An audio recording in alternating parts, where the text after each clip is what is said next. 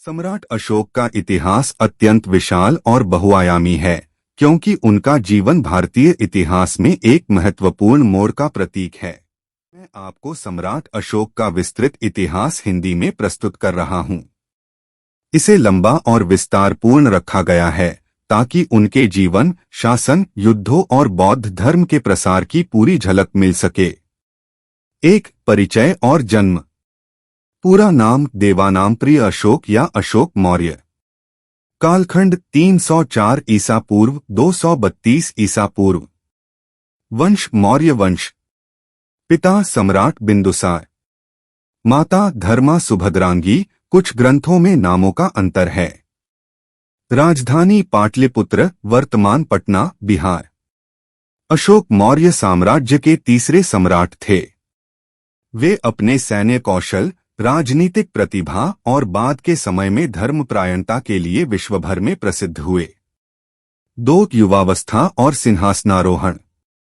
1 शिक्षा और प्रशिक्षण। अशोक का पालन पोषण पाटलिपुत्र में हुआ। उन्होंने सैन्य और प्रशासनिक दोनों प्रकार की शिक्षा प्राप्त की। अशोक अपने भाइयों में सबसे अधिक बुद्धिमान और युद्ध कौशल में निपुण माने जाते थे। 2 उज्जैन और तक्षशिला का प्रबंधन। बिंदुसार ने अशोक को उज्जैन का गवर्नर नियुक्त किया। तक्षशिला में विद्रोह होने पर अशोक ने उसे कुशलता से दबाया। 3 सिंहासन पर आरूढ़ होना।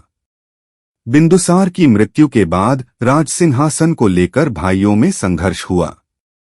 कहा जाता है कि अशोक ने सत्ता संघर्ष में विजय पाई और 273 ईसा पूर्व में राजा बने तथा 269 ईसा पूर्व में उनका औपचारिक अभिषेक हुआ। 3 प्रारंभिक शासन और विस्तार नीति। अशोक ने आरंभिक शासनकाल में अपने दादा चंद्रगुप्त मौर्य और पिता बिंदुसार की विस्तारवादी नीति को आगे बढ़ाया। उन्होंने दक्षिण और पश्चिम भारत के कई क्षेत्रों को मौर्य साम्राज्य में सम्मिलित किया। उस समय उनका साम्राज्य लगभग संपूर्ण भारतीय उपमहाद्वीप तक फैल चुका था। 4 कलिंग युद्ध और परिवर्तन। 1 कलिंग युद्ध 261 ईसा पूर्व। कलिंग वर्तमान उड़ीसा, मौर्य साम्राज्य में सम्मिलित नहीं था।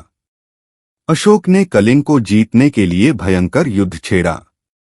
परिणाम, कलिंग पर मौर्य विजय हुई, किंतु लगभग 1 लाख सैनिक और नागरिक मारे गए और 1.5 लाख लोग बंदी बनाए गए। 2 अशोक का हृदय परिवर्तन। युद्ध के बाद मरे हुए सैनिकों और पीड़ित नागरिकों को देखकर अशोक का हृदय पिघल गया। उन्होंने हिंसा का मार्ग छोड़कर धम्म, बौद्ध धर्म के मार्ग पर चलने का निर्णय लिया। यह घटना इतिहास में उन्हें चंड अशोक से धम्म अशोक बनाने वाला मोड़ मानी जाती है। 5 बौद्ध धर्म का अंगीकार और प्रसार। 1 धम्म नीति। अशोक ने बौद्ध धर्म अपनाया, लेकिन अन्य धर्मों के प्रति भी सहिष्णु रहे। उन्होंने धम्म महामात्रों की नियुक्ति की, जो नैतिकता और अहिंसा का प्रचार करते थे। 2 स्तूप और विहार निर्माण। अशोक ने संपूर्ण भारत और श्रीलंका में बौद्ध स्तूपों और विहारों का निर्माण करवाया। सांची, सारनाथ और धौली उनके काल की प्रसिद्ध बौद्ध स्थलों में से हैं। 3 विदेशों में धर्म प्रचार। अशोक ने बौद्ध धर्म को एशिया के कई देशों में पहुंचाया। उनके पुत्र महेंद्र और पुत्री संगमित्रा को श्रीलंका भेजा गया, जहां उन्होंने बौद्ध धर्म का प्रसार किया। उनके शासन में बौद्ध धर्म नेपाल, अफगानिस्तान, बर्मा, थाईलैंड और यूनान तक फैला। 6 शिलालेख और अभिलेख।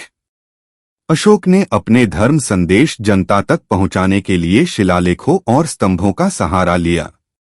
ये शिलालेख प्राकृत भाषा और ब्राह्मी लिपि में थे। अशोक स्तंभ, जैसे सारनाथ का सिंह स्तंभ, आज भी भारत के गौरव हैं।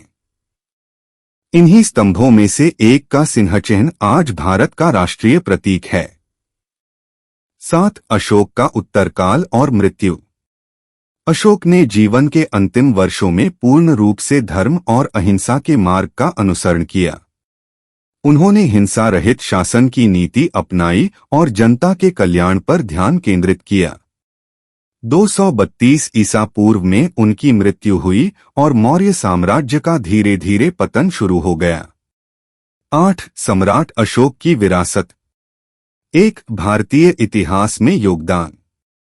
अशोक ने धार्मिक सहिष्णुता, नैतिकता और मानवता को शासन का आधार बनाया।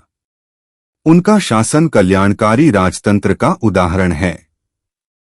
2. विश्व इतिहास में महत्व। अशोक को विश्व इतिहास में अहिंसा और शांति का प्रतीक माना जाता है।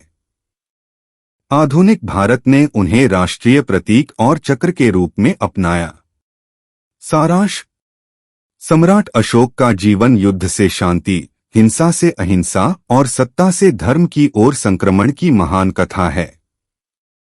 उनके बिना मौर्य साम्राज्य केवल एक शक्तिशाली राज्य होता, लेकिन अशोक ने उसे मानवता और करुणा का साम्राज्य बना दिया।